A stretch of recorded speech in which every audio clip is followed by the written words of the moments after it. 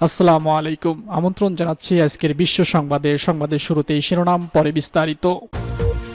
ইসরায়েলকে স্বীকৃতি দিতে পারবে না কোনো স্বাধীন চেতা ক্রীড়াবিদ, বলছে খামেনি। জেল থেকে পালানো শেষ 2 ফিলিস্তিনিকেও ধরল ইসরায়েল। আফগানিস্তানের সিরিজ বিস্ফোরণ, নিহত 7 জন। সমন্বিত সরকার গঠনে তালেবানের সাথে সংলাপ শুরু ইমরান খানের। ক্যাপিটাল হিলে চলছে ট্রাম্প সমর্থকদের তুমুল বিক্ষোভ। ক্ষমা চাইলে হবে না, ক্ষতিপূরণ দিতে হবে যুক্তরাষ্ট্রকে, বলছে তালেবান। সর্বশেষে জানিয়ে দিব মোদের সাবেক মন্ত্রী এখন মমতার দলে। শুনছিলেন সংবাদ শিরোনাম, এখন বিস্তারিত। তার আগে অনুরোধ থাকবে ভিডিওতে একটি লাইক দিন এবং কমেন্টস করে জানিয়ে দিন কোন জেলা থেকে বা কোথা থেকে আমাদের সঙ্গে যুক্ত রয়েছেন। ইসরায়েলকে স্বীকৃতি দিতে পারবে না কোনো স্বাধীন চেতা ক্রীড়াবিদ, বলছে খামেনি। ইরানের সর্বোচ্চ নেতা আয়াতুল্লাহ উজমা খামেনি বলেছেন, ক্রীড়া সহযোগিতায়, বিশেষ করে আন্তর্জাতিক প্রতিযোগিতায় পদক অর্জন সক্ষমতা ও প্রাণশক্তি, প্রচেষ্টা ও ইচ্ছাশক্তির বার্তা বহন করে। এর মাধ্যমে তরুণ প্রজন্ম তথা সমাজে দৃঢ়তা, আশা ও আনন্দের বার্তা দেওয়া হয়েছে। প্রতিযোগিতায় বিজয়ী ক্রীড়াবিদরা দৃঢ়তা, আশা ও প্রফুল্লতার প্রশিক্ষক। এবারের টোকিও অলিম্পিক ও প্যারা অলিম্পিকের পদজয়ী আজ সর্বোচ্চ নেতার সঙ্গে সাক্ষাৎ করতে গিয়ে তিনি এসব কথা বলেন। তিনি আরও বলেছেন, আমাদের নারী ক্রীড়াবিদরা প্রমাণ করেছে ইসলামী পোশাক বা হিজাব তাদের অগ্র অধিকারের জন্য বাধা নয়। এর আগেও তারা রাজনীতি, বিজ্ঞান, পরিচালনা ও ব্যবস্থাপনার ক্ষেত্রে এটা প্রমাণ করেছেন।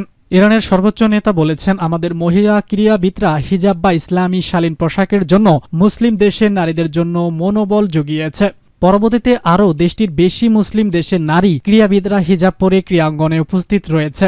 এগুলো সাধারণ কোনো কাজ নয়। আপনারা পদকজয়ী ইরানি হিসেবে এই পথ খুলে দিয়েছেন। আয়াতুল্লাহ উজমি খামেনি বলেছেন, ঘাতক ও অবৈধ সরকার আন্তর্জাতিক ক্রীড়াঙ্গনে অংশগ্রহণ করে বৈধতা অর্জনের চেষ্টা করছে। বিশ্বের সাম্রাজ্যবাদী শক্তি এবং তাদের তল্পিজকরা এক্ষেত্রে সাহায্য ও সমর্থন করছে। একজন স্বাধীন চেতা ক্রীড়াবিদ পদক পাওয়ার জন্য ইহুদিবাদীদের প্রতিনিধিকে স্বীকৃতি দিতে পারে না। সরকারের উচিত ইরানিদের পাশাপাশি আলজেরিয়ার ক্রীড়াবিদদের মতো ওইসব ইরানি ক্রীড়াবিদদেরও অধিকার রক্ষা করা ও সহযোগিতা দেওয়া, যা ইহুদিবাদী প্রতিপক্ষকে দেখে নাম প্রত্যাহার করে নিয়েছে এবং বঞ্চিত হয়েছে। তিনি আরো বলেছেন, অতীতে দক্ষিণ আফ্রিকার সাবেক বর্ণবাদী শাসন ব্যবস্থা ছিল ইহুদিবাদী ইসরায়েলের মতো। সে সময় বিশ্বে অনেক ক্রীড়াবিদ তাদের প্রতিনিধিদের সঙ্গে সহযোগিতা করতে রাজি হননি। সেই সরকার ব্যবস্থাপনা পতন হয়েছে। ইরানের সর্বোচ্চ নেতা আরো বলেছেন, ইরানের ক্রীড়াবিদরা যে ধরনের ক্রীড়া পোশাকের প্রচলন ঘটিয়েছে, সে ধরনের পোশাক পরে এবছর অলিম্পিক ও প্যারালাল অলিম্পিকে কয়েকটি দেশের প্রতিনিধিরা অংশ নিয়েছেন। এটা বিশ্বের ইরানিদের সাফল্যের প্রমাণ। জেল থেকে পালানো শেষ 2 ফিলিস্তিনিকেও ধরল ইসরায়েল। ইসরায়েলের হাই সিকিউরিটি কারাগার থেকে পালানো শেষ 2 ফিলিস্তিনিকে আটক করতে সক্ষম হয়েছে দেশটি। রোববার স্থানীয় সময় ভোরের আগে পশ্চিম তীরের জেভিন শহরের অভিযান চালিয়ে 2 ফিলিস্তিনিকে আটক করা হয় বলে ইসরায়েলি কর্তৃপক্ষ জানিয়েছে। খবর আল জাজিরার। ইসরায়েলি সেনাবাহিনীর মুখপাত্র অভিজয় ইব্রাহিম জানান, গোয়েন্দা তথ্যের ভিত্তিতে পলাতক আসামিদের ঘিরে ফেলা হয়। পরে বাধ্য হয় 2 জন আত্মসমর্পণ করেন। এদের মধ্যে একজন নায়েব কামামজি, অন্যজন এনায়েত কুইব। 2 সপ্তাহ আগে জেল থেকে 6 ফিলিস্তিনি পালানোর পর তাদের ধরতে ইসরায়েলি ব্যাপক অভিযান শুরু করে। এ সময় তাদের খুঁজে না পেয়ে বন্দীদের আত্মীয়দের তুলে নিয়ে যায় বর্বর ইসরায়েলের সেনারা। এর আগে পলাতক 4 ফিলিস্তিনিকে উত্তর ইসরায়েলের আরব শহর নাজারেথের কাছ থেকে ধরা হয়েছিল। আফগানিস্তানের সিরিজ বিস্ফোরণ, নিহত 7 জন। আফগানিস্তানের পূর্ব অঞ্চলীয় শহর জালালাবাদ ও রাজধানী কাবুলে শনিবার 5টি বিস্ফোরণে কমপক্ষে 7 জন নিহত এবং আরও 30 জন আহত হয়েছে। তালেবানের সূত্র আল জাজিরাকে এই তথ্য জানিয়েছে। তালেবানের এই হামলার জন্য আইএসকে দায়ী করেছে, তবে এখনও পর্যন্ত কেউ হামলার দায়িত্ব স্বীকার করেনি। জালালাবাদের 4 বিস্ফোরণে অত্যন্ত 5 জন এবং কাবুলে অত্যন্ত 2 জন নিহত হয়েছে। আর কাবুলের দাশত-ই-বার্চি এলাকায় একটি গাড়ি বোমা বিস্ফোরিত হলে 2 জন নিহত হয়। তালেবানের একটি সূত্র আল জাজিরাকে জানায়, জালালাবাদ ও কাবুলের নিয়ন্ত্রণগুলো ইআইএসকেল এর কাজ বলে মনে করা হচ্ছে। তদন্ত চলছে, অপরাধীদের বিচারের আওতায় আনা হবে। প্রত্যক্ষদর্শী ও নিরাপত্তা সূত্রের বিবৃতি দিয়ে সংবাদগুলো জানিয়েছে, জালালাবাদে অত্যন্ত 4টি বিস্ফোরণ ঘটে। তিনি আরও বলেছেন, ক্ষয়ক্ষতির পরিমাণ এবং বিস্ফোরণের কারণ নির্ধারণের জন্য তদন্ত চলছে। আফগানিস্তান থেকে যুক্তরাষ্ট্রের সেনা প্রত্যাহারের পর এটি প্রথম হামলা যেখানে প্রাণহানি ঘটল। আফগানিস্তানের নানহানগড় রাজধানী জালালাবাদে ইচ্ছে ইসলামী টেস্ট গ্রুপের প্রাণকেন্দ্র। এই দল আগস্টের শেষের দিকে কাবুল বিমানবন্দরের এক রক্তক্ষয়ী হামলার দায় স্বীকার করেছে। এই হামলায় কমপক্ষে 100 জনের বেশি মানুষের প্রাণহানি হয়। তালেবান আগস্টের মাঝামাঝি প্রাক্তন সরকারকে ক্ষমতাচ্যুত করার পর ক্ষমতায় ফিরে আসে।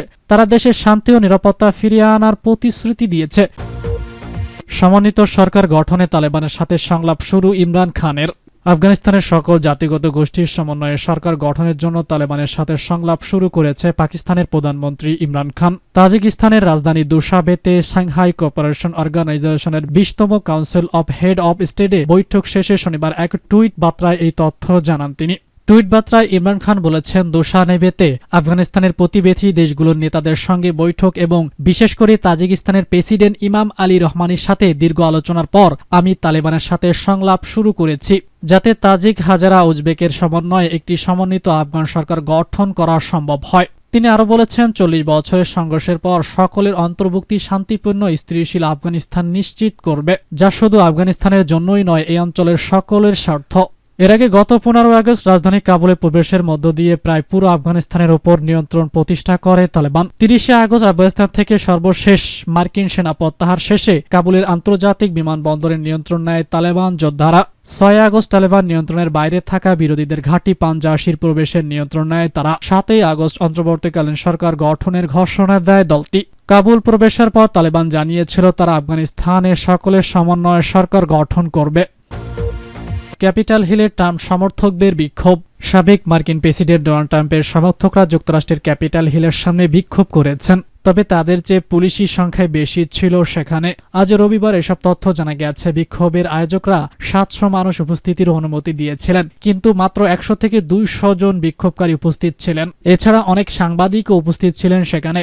সাবেক প্রেসিডেন্ট ট্রাম্পের অতি কট্টরপন্থী এসব সমর্থকদের বিক্ষোভ কর্মসূচি ঘিরে ক্যাপিটাল ভবন ও এর আশেপাশের এলাকায় কঠোর নিরাপত্তা ব্যবস্থা গ্রহণ করে মার্কিন নিরাপত্তা সংস্থাগুলো। পুলিশ জানিয়েছিল কর্মসূচি উপলক্ষে তারা সহিংসতার হুমকি চিহ্নিত করতে এবং সঙ্গত কারণে রাজধানী ওয়াশিংটন ডিসি জুড়ে নিরাপত্তা ব্যবস্থা জোরদার করা হয়েছে। ক্ষমা চাইলে হবে না, ক্ষতিপূরণ দিতে হবে যুক্তরাষ্ট্রকে। আফগানিস্তানের রাজধানী কাবুলে যুক্তরাষ্ট্রের ড্রোন হামলায় নিহত শিশুসহ নিরীহ 10 আফগান নাগরিকদের স্বজনরা ক্ষতিপূরণ দাবি করেছেন। তারা বলেছেন, যুক্তরাষ্ট্রের শুধু ক্ষমা চাইলে হবে না, তাদের আর্থিক ক্ষতিপূরণ পুনর্বাসনের ব্যবস্থা করতে হবে। এর কয়েকদিন আগে শুক্রবার কাবুলে সন্দেহভাজন আইএস সদস্যদের গাড়ি লক্ষ্য করে ড্রোন হামলা চালায়। শিশুসহ 10 জন বেসামরিক নাগরিক নিহত হওয়ার কথা স্বীকার করে দুঃখ প্রকাশ করে যুক্তরাষ্ট্র। খবর আল জাজিরার। কাবুল থেকে মার্কিন সেনা প্রত্যাহারের একদিন আগে 29 আগস্ট এই ড্রোন হামলা চালানো হয়। এই হামলায় আইমান আমাদের 3 বছরের কন্যা শিশু হানান। শনিবার তিনি গণমাধ্যমে বলেছেন, এই হামলা কারা চালিয়েছে তা ওয়াশিংটনে তদন্ত করে জড়িতদের শাস্তির আওতায় আনা উচিত। আমি পরিবারের 10 সদস্যকে হারিয়েছি। যুক্তরাষ্ট্র অন্যান্য সংস্থার কাছে ন্যায় বিচার চাই। তিনি বলেন, আমরা নিরীহ, আমাদের কোনো ভুল ছিল না। নিহতের স্বজনদের বরাত দিয়ে আল জাজিরার প্রতিবেদনে বলা হয়েছে, ভুক্তভোগী পরিবারের সদস্যরা জানিয়েছেন তারা যুক্তরাষ্ট্রের কাছে ক্ষতিপূরণ চান। তারা হতাহতের জন্য ন্যায় বিচার চেয়েছেন এবং সম্ভব হলে তারা আফগানিস্তানও ছাড়তে চান। সম্প্রতি যুক্তরাষ্ট্র ভিত্তিক সংবাদ মাধ্যম নিউ ইয়র্ক টাইমস ও ওয়াশিংটন পোস্টে যুক্তরাষ্ট্রের ড্রোন হামলার অনুসন্ধান চালায় এবং তারা জানায় এই হামলায় হতাহতরা কেউ আইএস জঙ্গি ছিল না। যুক্তরাষ্ট্রের সেন্ট্রাল কমান্ডার জেনারেল লেখেন ম্যাকেঞ্জি বলেছেন, যুক্তরাষ্ট্রের গোয়েন্দারা এই ত্রাণ সহযোগিতা কর্মীদের ব্যক্তিগত গাড়িকে শনাক্ত করে ড্রোন হামলা চালিয়েছে। তারা ধারণা করেছিল ব্যক্তিগত গাড়িটি জঙ্গি গোষ্ঠী আইএসকের। তিনি বলেন, এই হামলা ছিল সত্যিকার অর্থে মর্মান্তিক ভুল। মোদির সাবেক মন্ত্রী এখন মমতার দলে। সম্প্রতি ভারতের কেন্দ্রীয় মন্ত্রিত্ব হারিয়েছে পশ্চিমবঙ্গের আসানসোল থেকে নির্বাসিত বিজেপির সংসদ সদস্য বাবুল সুপ্রিমপ্রিয়। সেটি হয়তো মেনে নিতে পারেননি তিনি, তাই এবার মমতা ব্যানার্জির তৃণমূল সংস্পর্শে যোগ দিয়েছেন তিনি। গতকাল শনিবার দুপুরে হঠাৎ করে বিজেপি ছেড়ে মমতার তৃণমূলে যোগ দেন ভারতের সংসদ সদস্য ও মোদী সরকারের প্রাক্তন কেন্দ্রীয় মন্ত্রী। শনিবার তৃণমূল কংগ্রেসের সর্বদলীয় সাধারণ সম্পাদক অভিষেক ব্যানার্জি তাকে উত্তরীয় পরিয়ে বরণ করে নেন। এ সময় তৃণমূলের অন্যান্য শীর্ষ নেতা উপস্থিত ছিলেন। এক টুইট বার্তায় তৃণমূল কংগ্রেস জানিয়েছে, আজ সর্বদলীয় সাধারণ সম্পাদক অভিষেক ব্যানার্জি এবং রাজ্যসভার সংসদে ডেকে ও ব্রাইনের উপস্থিতিতে বাবুল সুপ্রিম তৃণমূল পরিবারে যোগ দিয়েছেন। বাবুল সুপ্রিয় ভারতের আসানসোলের সংসদ সদস্য। সম্প্রতি দেশটির কেন্দ্রীয় সভায় রদবদল করলে মন্ত্রী হারান তিনি। এরপর থেকে বিক্ষোভ প্রকাশ করে আসছেন মোদী সরকারের 2 ভারতের এই মন্ত্রী। এমনকি তিনি রাজনীতি ছাড়াও ঘোষণা দেন। ততক্ষণে বিষয়টি সমাধানে উদ্যোগী হয়ে ওঠে বিজেপির কেন্দ্রীয় নেতৃত্ব। বৈঠকে বসেন দেশটির সর্বভারতীয় বিজেপি দেবী আড্ডা। তবে বৈঠকের পর বাবুল জানিয়েছেন তিনি রাজনীতি ছেড়ে দিয়েও অন্য কোনো দলে যোগ দেবেন না। কিন্তু হঠাৎ কলকাতার ম্যাডাক স্টেকে দপ্তরে গিয়ে তৃণমূলে যোগ দেন তিনি।